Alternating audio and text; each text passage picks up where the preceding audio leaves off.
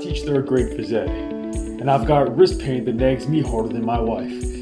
But that doesn't stop me from overinflating the dodgeballs. Oh, hey, I'm a stay-at-home dad now, and I drive a minivan. But that doesn't mean I don't like the party. I'm a taxpayer, so I'm disgruntled most of the time. But I also drive an Uber. You know what I'm saying? Miss a night out with my 21-year-old younger college friends on account of my bad back? No way, Jose. So am I gonna let a little elbow pain stop me? Not a chance. What are you, bonkers? That's madness. I push through, because seeing those kids knock each other out fills the empty void I have inside from being an underachieving high school kid. And you can too. I push through. I push through. I push you. No, the line is push through. You push through. I push it through.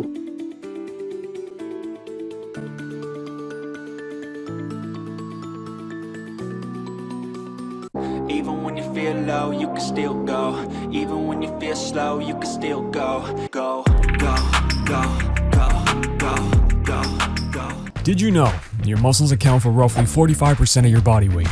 And did you also know that they're in a constant cycle of creation and destruction?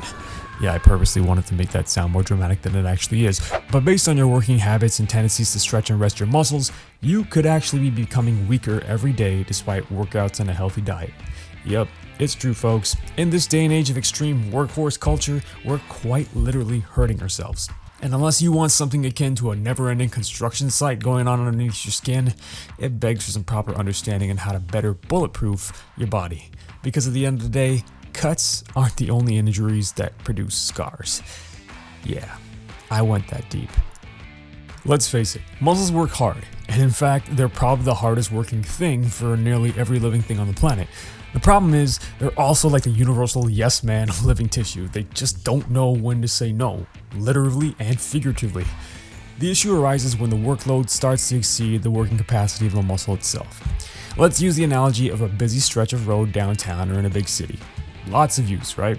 Lots of wear and tear and angry, surly construction workers, but eventually you end up with things like divots, potholes, which require patching, and ultimately some form of reconstruction, again, depending on how bad the wear and tear is.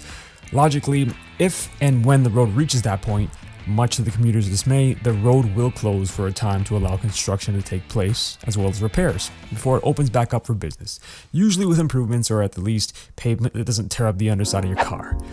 Unfortunately, muscle tissue isn't quite the same. But they're the yes people of the human body, right? So the muscles never complained. The muscles didn't have the option of stopping completely either because the person never bothered to rest them, or even offer them a different setup, massage, stretches, whatever. As a result, they performed their own version of covering up a pothole with a lackluster paving job instead of resurfacing the entire thing. What I'm basically trying to say is we accumulate regular micro tears if the frequency of activity is greater than the duration that we rest a muscle for, and as a result, the body lays down something called scar tissue as a temporary quick fix so the muscles can resume work. Well, what's the big deal? Well, I mean, if the name scar tissue wasn't enough of a red flag, scar tissue is also known as fibrous adhesions, and it's just as awful as it sounds, folks. It's the stucco of the muscle world. It gets formed when we overuse muscles without giving them a chance to rest and recover. Scar tissue is a thick and fibrous, far less elastic tissue.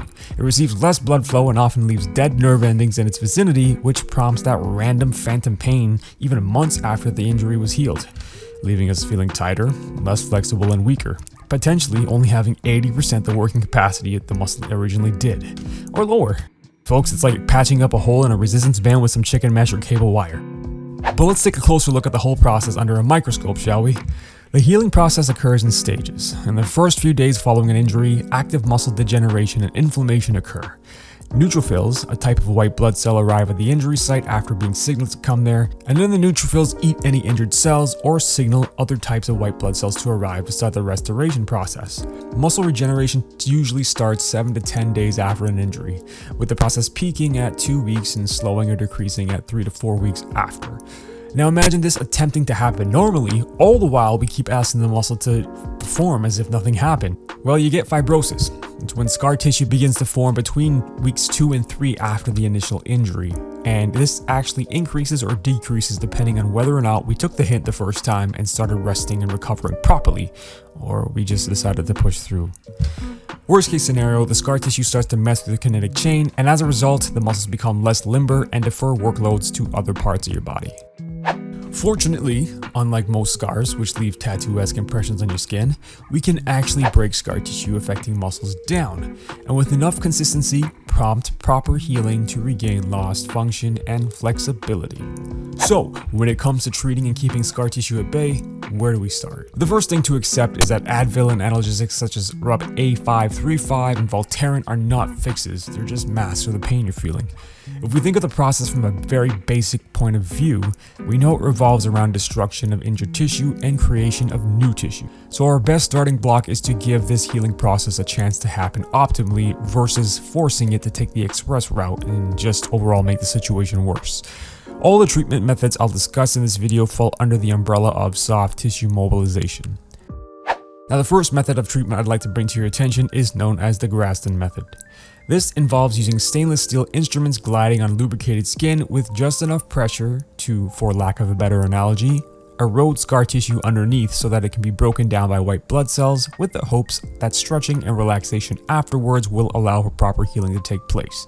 It'll usually involve multiple sessions, however, it's quite effective at dealing with scar tissue which has recently formed. Keyword, folks, is recently.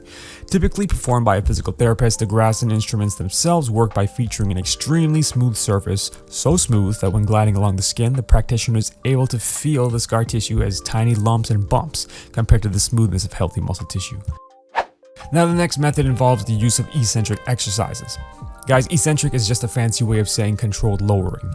For example, each exercise or movement you do has two phases, the concentric and the eccentric.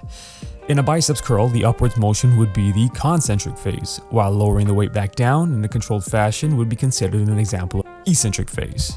But why does this work? Well, in a nutshell, anytime you're performing an eccentric portion of the movement, you're lengthening the muscles under tension as opposed to completely relaxing the body part. By doing this, you're allowing the collagen fibers within your muscles to realign and snuff out any fibers that aren't following the status quo.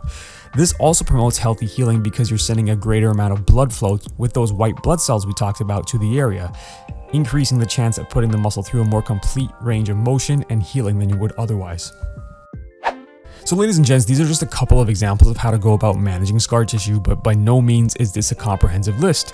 Rather, I just wanted to present how much of an impact the matter at hand is. I hope this was just enough info to pique some intrigue on your end to get you thinking about how you can not only move differently, but move the best way for your body as well. Until next time, folks, you know what I always say, may the best of your todays be the worst of your tomorrows. Peace.